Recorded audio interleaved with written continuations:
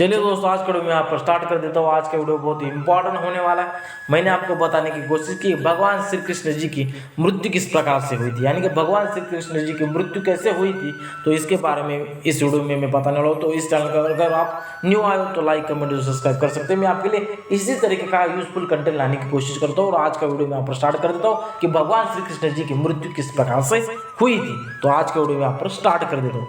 भगवान श्री कृष्ण की मृत्यु का वर्णन महाभारत के मेसाल पर्वत में मिलता है। उनके निधन की घटना कुछ इस प्रकार से, यानी कि मेसाल पर्वत में मिलता है। महाभारत के मेसाल पर्वत में श्री कृष्ण जी की मृत्यु का यहाँ पर रहस्य छुपा हुआ है, तो इसके बारे में यहाँ पर मैं जानकारी देने वाला हूँ। तो आइए आज का वीडियो यहाँ पर आगे लेके चलते हैं। महाभारत युद्ध के बाद यदुवंशियों का आपसी झगड़े और कदाचार के कारण यदुवंशियों का पतन हो गया था।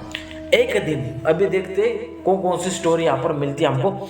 एक दिन भगवान श्री कृष्ण एक वन में विश्राम कर रहे थे, तभी एक शिकारी, जिसे हम जरा कहा जाता है, उन्हें हरिण समझकर तीर मार दिया था। यानी कि जरा ने हरिण समझकर श्री कृष्ण जी के पैरों में तीर मार दिया था और इस तीर मारने के वजह से श्री कृष्ण जी की बाण लगने की वजह से मृत्यु हो गई थी और पैर में वो बाण लगा था। इस वजह से श्री कृष्ण जी की मृत्यु यहाँ पर हो गई थी। भगवान श्री कृष्ण की मृत्यु हो गई थी। ये तीर वास्तव में एक शाप था।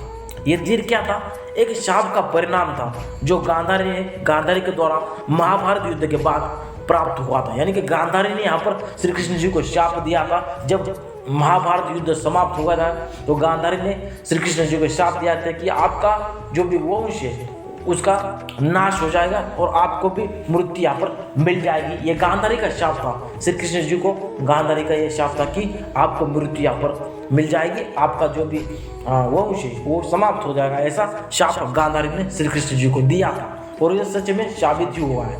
इस प्रकार श्री कृष्ण जी ने पृथ्वी पर अपने अवतार को समाप्त कर लिया था, यानी कि पृथ्वी पर अपना अवतार समाप्त कर लिया था और अपने धाम यहाँ पर वापस लौट गए थे।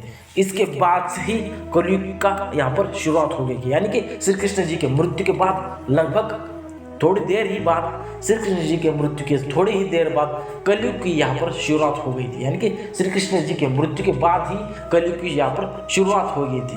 तो इस तरीके से मृत्यु हो गई थी और भगवान श्री कृष्ण जी यहाँ पर मृत्यु को प्राप्त हो गई थी।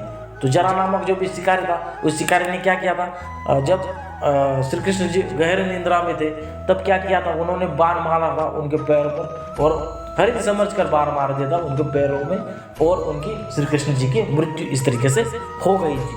तो इस तरीके से मैंने आपको इस वीडियो से संपूर्ण डिटेल से सिखा दिया कि किस तरीके से श्री कृष्ण जी की बता दिया है कि श्री कृष्ण जी की मृत्यु किस तरीके से हुई थी। तो इस तरीके से श्री कृष्ण जी की मृत्यु हो गई।